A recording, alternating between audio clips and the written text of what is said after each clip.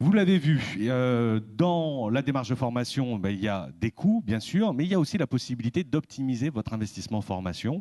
Et ça, c'est le rôle du FAFIEC, de vous aider à le faire au travers de ses conseillers. C'est ce qu'on va voir dans un instant avec Amélie Leclerc et son équipe, qui est la responsable sur site, ici à Toulouse. Mais auparavant, je vous propose qu'on regarde une courte vidéo. Elle reprécise les grands rôles et les grandes missions de l'OPCA FAFIEC. Regardez.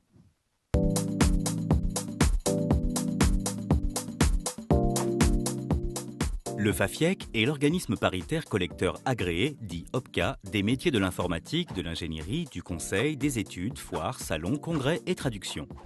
Connaissez-vous toute l'étendue de ses rôles et missions? Acteur du développement des compétences dans la branche, le FAFIEC assure plusieurs missions. En voici les principales. Collecter les financements. Tous les ans, entre janvier et février, les entreprises de la branche sont appelées à verser la cotisation pour la formation professionnelle à leur OPCA. Le rôle du FAFIEC est ensuite d'émettre un reçu libératoire ou simple selon la date du paiement de la cotisation. Ce reçu atteste de la contribution de l'entreprise à la formation professionnelle. Redistribuer les financements dans le respect des décisions prises par la Commission paritaire nationale pour l'emploi, dit CPNE. La CPNE se réunit une fois par mois afin de définir et piloter la politique de formation de la branche.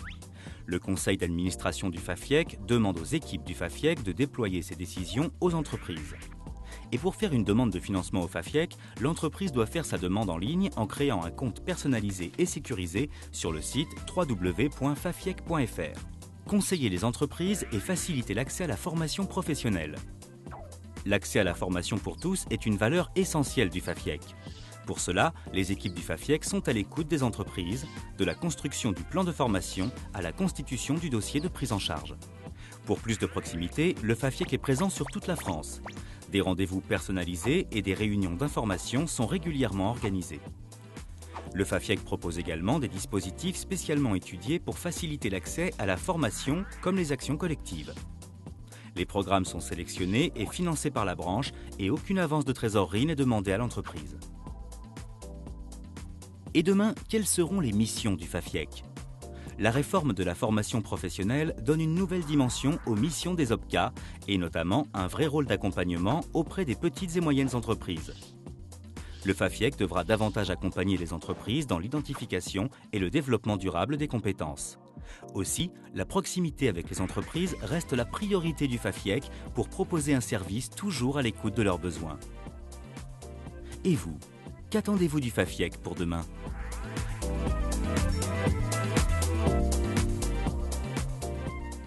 Amélie, bonjour. Bonjour Roland. Donc, vous êtes l'interlocutrice privilégiée des entreprises au niveau de la région avec votre équipe. Le FAFIEC, on l'a vu, c'est un partenaire important dans la mise en œuvre de la sécurisation des parcours professionnels. Vous allez nous présenter ce que vous pouvez proposer aux entreprises pour les aider dans cette démarche. Pour les accompagner, tout à fait. Avant toute chose, merci à tous d'être venus à notre rencontre aujourd'hui. C'était important pour nous de pouvoir partager ce moment-là avec vous. Alors, pour rentrer dans le vif du sujet, je vais d'abord faire un tout petit rappel. Simplement, on l'a vu tout à l'heure, la loi de 2004, elle positionnait le salarié comme acteur de sa formation professionnelle tout au long de la vie. La loi de 2009, elle, donne toute sa place au chef d'entreprise comme responsable de la sécurisation des parcours professionnels de ses salariés. Avec cette loi également, il devient reconnu, il devient admis que tout salarié doit pouvoir évoluer d'au moins une qualification professionnelle au cours de sa carrière.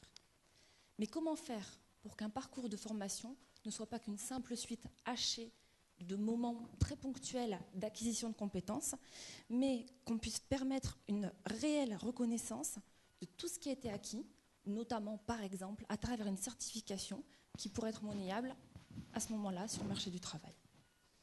Au cours de la matinée, vous avez pu découvrir de quelle manière la branche professionnelle se saisissait de la problématique, de cette problématique de sécurisation des parcours professionnels, et puis la politique formation qu'elle mettait en place pour accompagner les entreprises de nos secteurs sur ce sujet. Ce que nous vous proposons maintenant, c'est de voir ensemble de quelle manière le FAFIEC peut vous accompagner concrètement sur ces problématiques. On vient de le voir il y a quelques instants, avec la loi de 2009, pour la première fois, on reconnaît clairement que le rôle des OPCA n'est pas simplement de collecter et de mutualiser des fonds, de l'argent, mais que nous avons un véritable rôle d'accompagnateur, d'animateur, de stimulation de la formation dans les entreprises. J'attire votre attention sur le fait que nous n'allons pas faire un panorama exhaustif de l'ensemble des dispositifs sur lesquels le FAFIEC peut vous accompagner. Certains des thèmes ont déjà été traités ce matin, nous n'allons pas forcément y revenir, nous allons peut-être développer d'autres qui ont déjà été. Simplement, nous allons faire un focus maintenant sur quelques-uns des dispositifs qui participent à la sécurisation des parcours professionnels.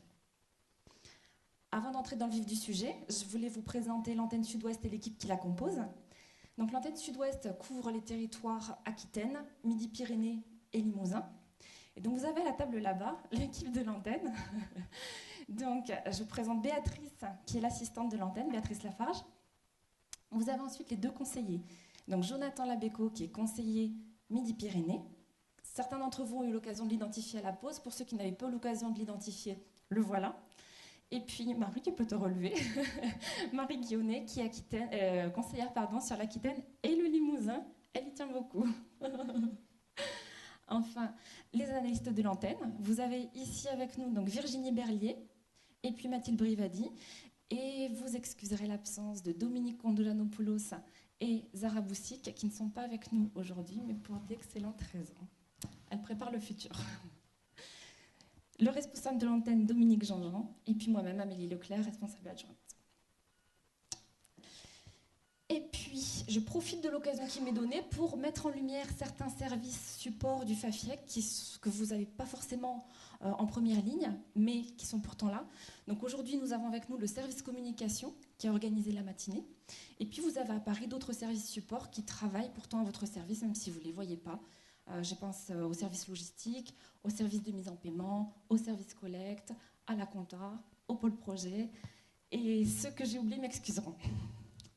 Et enfin, avant de rentrer dans le vif du sujet, je remercie quelques entreprises qui sont ici avec nous aujourd'hui et qui ont accepté de jouer le jeu des questions-réponses pour nous permettre d'introduire notre propos.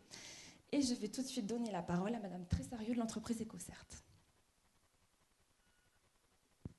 Bonjour, donc Ségolène Trésarieux du groupe EcoCert à l'île Jourdain. Donc, on est une entreprise d'audit et de certification en produits biologiques. Je pense que si on est tous là aujourd'hui, c'est parce qu'on se sent un peu concerné quand même par la sécurisation des parcours professionnels et je voulais savoir les moyens en fait pour l'identifier en interne. Effectivement,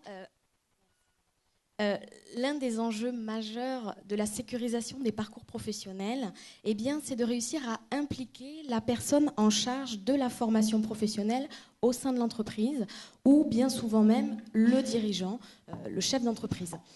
L'OPCA, il faut savoir qu'il a vraiment un rôle à jouer pour aider tous ces décideurs, quels qu'ils soient, à trouver des solutions face aux obstacles rencontrés dans le domaine de la formation, et le but étant d'arriver à considérer la formation professionnelle non pas comme un obstacle, mais comme une vraie valeur ajoutée. Alors, comment Amélie Leclerc vous les a présentés tout à l'heure. Vous avez, donc le FAFIEC vous attribue, on va dire, un conseiller formation en région. Ces conseillers se déplacent dans vos entreprises, ils sont vos interlocuteurs privilégiés, il ne faut pas hésiter à les solliciter, ils vont écouter vos problématiques lors des rendez-vous, ils vont se saisir de votre stratégie d'entreprise et ils vont essayer d'être force de proposition.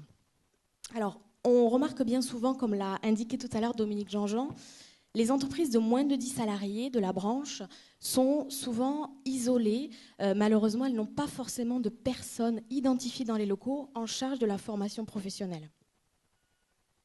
Il faut savoir que l'un des axes de la sécurisation des parcours professionnels est mis justement sur les salariés dont le parcours est le plus fragilisé. Par exemple, donc le FAFIEC va proposer un dispositif dédié exclusivement à ces entreprises de moins de 10 salariés qu'on appelle le plan d'aide TPE. Pour aller plus loin, alors on l'a beaucoup évoqué ce matin, on a parlé de la démarche en gestion prévisionnelle des emplois et des compétences, donc la GPEC. Je ne vais pas y revenir longuement puisqu'on en a déjà beaucoup parlé. Juste pour rappel, donc le but, eh bien, c'est de réussir à former un salarié ou plusieurs même à cette démarche en entreprise réussir ainsi à anticiper les mutations économiques et, bien entendu, dans le but de sécuriser le parcours professionnel du collaborateur. J'y reviens parce que je suis la personne en charge, enfin référente sur ce projet à l'antenne de Toulouse. Donc n'hésitez pas, s'il y a des entreprises intéressées, à venir me contacter. Enfin, je vous invite à consulter régulièrement notre site internet. On en a parlé ce matin. Il y a tout un tas d'outils et de fiches pratiques qui sont mises à votre disposition sur notre site qui vont vous aider au quotidien dans la gestion de la formation professionnelle. Je voulais faire un focus sur les études au PIEC, les études sur notre observatoire des métiers qui sont présents sur le site dont vous a parlé longuement René Barbeco ce matin. Eh bien, grâce à ces études, vous allez pouvoir vous projeter sur l'évolution des métiers par le biais, par exemple, de référentiels métiers ou bien encore sur les études sur nos aires de mobilité. Voilà, tout cela bien dans le but de sécuriser les parcours professionnels des collaborateurs. Merci Virginie. Effectivement, l'accompagnement du chef d'entreprise ou du responsable formation est un des axes à développer pour contribuer à la sécurisation des parcours professionnels. Nous allons maintenant passer à une question suivante qui nous sera posée par Madame Théry du groupe Eurogiciel.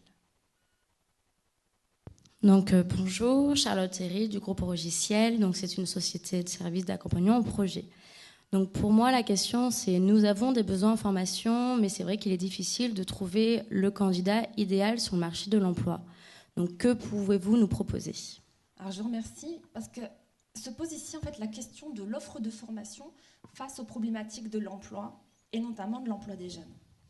Il est vrai qu'il existe classiquement une césure, on va même dire un fossé, entre la formation initiale et la formation continue. Parce que d'une part, on considère que la formation initiale est trop théorique, et de l'autre, on considère aussi qu'elle conditionne la carrière professionnelle du collaborateur. Mais de plus en plus, et nous on le voit dans nos métiers, cet écart tend à se combler. Et on voit la formation initiale se professionnaliser. L'idéal, je dirais même, étant que dans les années à venir, on puisse espérer que tout jeune qui arrive sur le marché du travail ait au préalable fait un passage dans l'entreprise via un contrat d'alternance. Et je parle ici des contrats d'apprentissage sur lesquels le FAFIEC n'intervient pas, mais également des contrats de professionnalisation, et j'y reviendrai un peu plus tard. Tout ça nécessite des formes de partenariat nouvelles entre les branches, les entreprises, le système éducatif, les OPCA par exemple.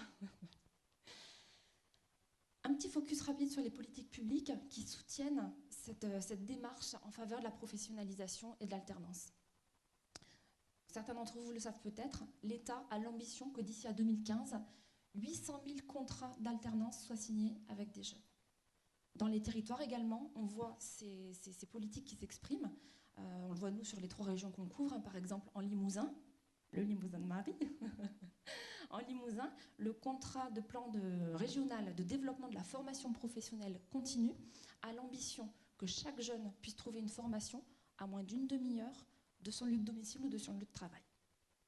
En Aquitaine, la direction du travail, la directe souhaite soutenir l'embauche des jeunes en contrat de professionnalisation avec l'appui du Fonds social européen. Et puis en Midi-Pyrénées, les partenaires s'emploient à mettre en œuvre un centre de formation d'apprentis en s'appuyant sur des structures préexistantes qu'on va appeler le CFA Midi-Sup. Pour en revenir plus précisément à l'action du FAFIEC, nous sommes acteurs de la professionnalisation. La professionnalisation, c'est la possibilité pour un salarié de suivre une formation tout en continuant son activité professionnelle. C'est une clé d'entrée privilégiée de la sécurisation des parcours professionnels. Concernant les problématiques de recrutement, le contrat de professionnalisation, je l'évoquais il y a quelques instants, est une réponse modulable qui va vous permettre d'embaucher un nouveau collaborateur, jeune ou moins jeune, et d'associer ces recrutements à une formation adaptée qui lui permettra soit par exemple d'acquérir une qualification reconnue par un diplôme ou un titre ou simplement qualifiante, ou pourquoi pas de lui amener une adaptation à son poste de travail en lui permettant d'acquérir une spécialisation ou une double compétence. Et par là, on sécurise le parcours professionnel du salarié. Si vous avez des besoins de recrutement, n'oubliez pas d'en parler avec vos conseillers, votre conseiller, qui pourra vous permettre d'envisager la pertinence de ce dispositif pour vous accompagner dans votre problématique d'embauche. Parlons maintenant des salariés qui sont déjà en poste dans vos entreprises. Là, le dispositif phare, on va dire, est la période de professionnalisation.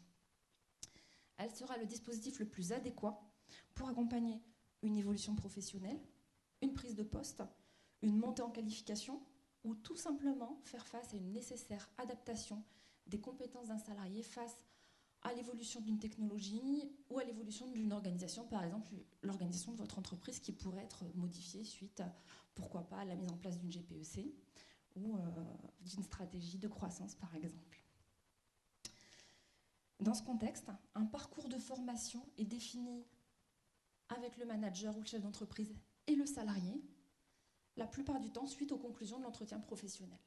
Je ne reviendrai pas dessus, nos partenaires sociaux, M. Guéorel et Mazloum, ont parlé de la période de professionnalisation tout à l'heure et de quelle manière on pouvait la mettre en œuvre. Simplement, je vais appuyer le fait que la réponse qu'offre la période de professionnalisation aux problématiques de la sécurisation des parcours professionnels réside vraiment dans sa grande souplesse et sa capacité à s'adapter aux besoins d'un individu donné au sein d'une organisation face à sa problématique emploi-formation. Très récemment, nos partenaires sociaux ont réaffirmé leur engagement en matière de développement des compétences en redéfinissant des critères de prise en charge et des modalités de gestion sur la période de professionnalisation. Ainsi, concernant donc les critères de prise en charge, il est maintenant possible de vous accompagner jusqu'à 45 € de l'heure de formation dans le cadre des périodes de professionnalisation. Pour les nouvelles modalités de gestion, on va voir très rapidement, donc, il s'agit de l'instauration de la subrogation de paiement qui permet à l'organisme de formation de facturer directement le FAFIEC, ce qui évite certains soucis de trésorerie pour les entreprises. La deuxième possibilité, c'est effectivement de facturer dès 35 heures une période de professionnalisation. Et on voit que ces deux modalités de gestion vont faciliter la mise en œuvre de ce dispositif au sein des entreprises, et plus particulièrement les TPE-PME pour qui ça pourrait être un frein. Et le fait de faciliter cette mise en œuvre dans les entreprises va favoriser la sécurisation des parcours professionnels. Donc vous l'avez compris, si vous avez des projets de période de professionnalisation à venir, contactez-nous. Si vous avez des dossiers en cours, facturez-les dès à présent. Enfin, pour soutenir la professionnalisation et la montée en compétence du salarié, le FAFIEC peut vous accompagner dans la formation du tuteur de ce salarié. Permettre au tuteur de mieux comprendre quelles seront ses prérogatives, comment les combiner avec son activité professionnelle, mais également comment accompagner le salarié dans ses apprentissages, permettrait une montée en charge plus rapide du salarié et, de fait, un retour sur investissement plus rapide et plus important pour l'entreprise. Monsieur Parmentier parlait il y a quelques instants du retour sur investissement, des démarches qu'on peut mettre en place. Le tutorat en est une à ce moment-là. Donc le FAFIEC peut vous accompagner soit à travers les fonds de la professionnalisation, soit à travers l'action collective de formation des tuteurs qui ne rentrent pas dans vos quotas action collective ni dans votre budget plan. C'est en plus. Donc l'idée du tutorat, c'est de pouvoir créer un lien constant entre le savoir théorique, le savoir construit dans l'action et une réelle appropriation des contextes et des situations professionnelles. Et c'est là que se trouve la clé de la professionnalisation du salarié. Et c'est ainsi donc que le développement de l'alternance va contribuer à la sécurisation des parcours professionnels et que le FAFIEC va pouvoir jouer à plein ce rôle d'accompagnateur sur ces problématiques.